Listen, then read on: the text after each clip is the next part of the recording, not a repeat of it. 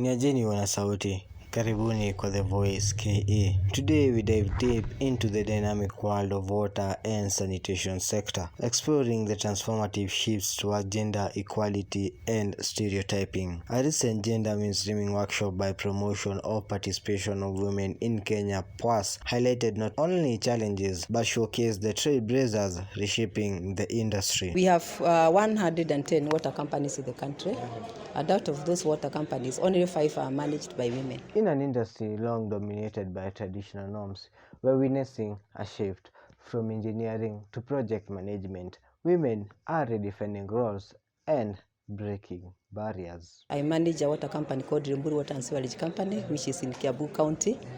And in the county, we also have another managing director who is a woman.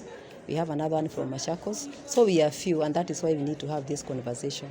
The inclusivity of women in the water sector is very important because women are the ones who bear the burden of water scarcity. They are the ones who are affected if the organizations are not managed properly, because by the end of the day, they'll have to use untreated water, which will bring diseases to the family. They are the ones who go to fetch water when there is no water, and they understand the issues that women in the communities face when there is no water. So women just want to be used to be there at the table where discussions are, because they understand the situations on the ground better. One, we must understand that we are different as a people, as different genders. For example, if you take one task and give it to two people, that is a man and a woman, and you ask them the plan on how to tackle it, you'll get two different perspectives.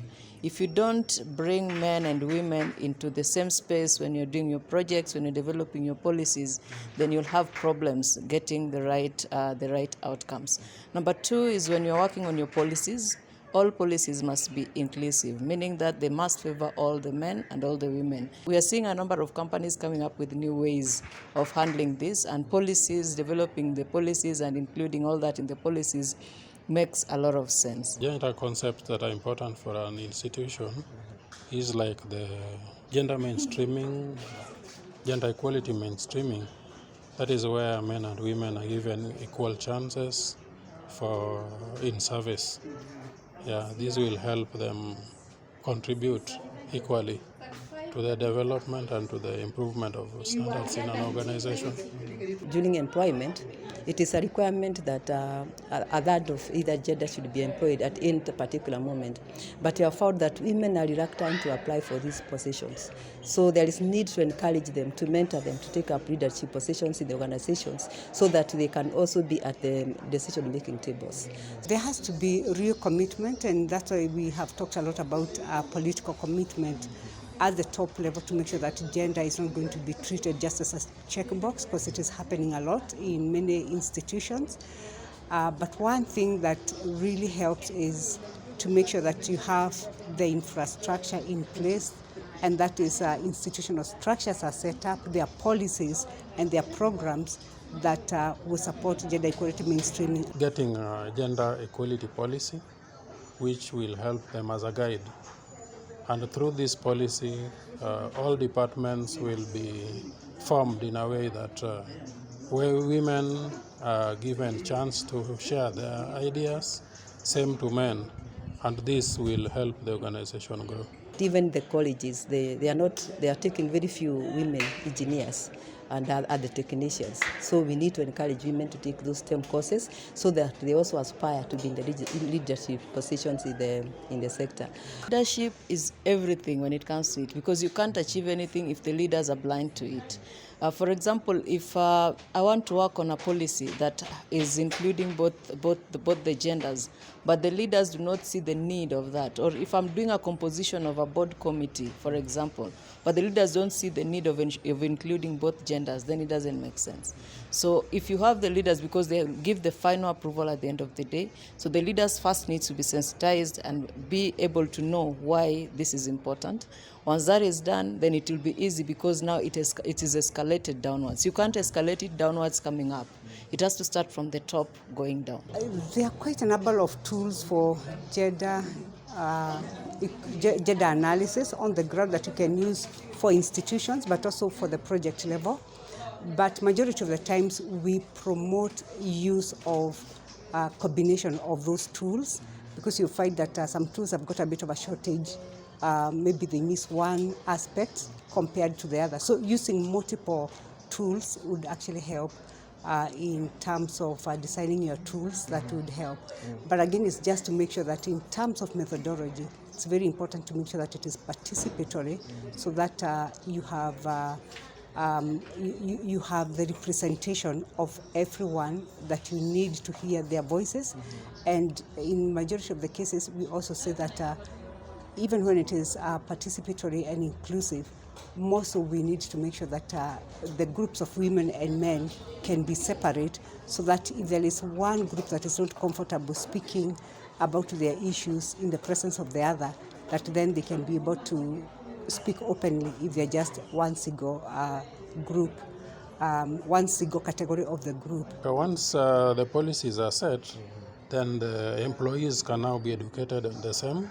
So the application part remains easy, because all the employees will know where they're headed to, and this will foster cooperation among the employees to ensure that these equality components are applied in institutions. Even when we are doing like the tariff reviews in the communities, we need to encourage the women to attend those meetings more, because they are the ones who are affected by, especially in public participation. The decisions that are made there, they affect women, because if the tariffs are hiked, they are high, they are the ones who will not be able to pay for the water, and that means they will go to look for water elsewhere. There may be a number of gender analysis challenges that may arise when you're conducting the exercise at the project level. And at the project level, mainly could be not getting the right people to answer the questions, but also more not being able to collect gender disaggregated data, because the tools preparation is very, very critical. So if you don't do it right, we'll not be able to disaggregate that data. But again, it's also good to look at the willingness of your target group, the respondents. If they're willing to respond, they can trust you, then that is important. How to overcome, number one, is being conscious. Once you're conscious and you know that in any space you must have both genders, then it is very important. If you look at there's a board photo of the Ministry of Water sometimes back that was being circulated, and it was majorly men. Yes, so but they were blind enough not even to see that it was only men they were putting in the photo as the board of directors, as the board. If you are not blind, if you realize that you need to put both genders in, then it means that blind spot will have been cleared, and you'll be able to include everyone in your working formula. So it's just something that you get conscious about in everything that you do, whether you are hiring, whether you're promoting, whether you're forming committees, whether you're working on your policies. It's just being aware, conscious as a person and as a company. It's very important to say that benefits vary, but there are many. If you look at the institutional level, you have better performance if the gender equality mainstreaming is properly effected. You find that there's very good performance, there is good gender relations, and there is, different views of men and women informing the decision making and the processes within an institution, which then results into growth of that organization on all aspects.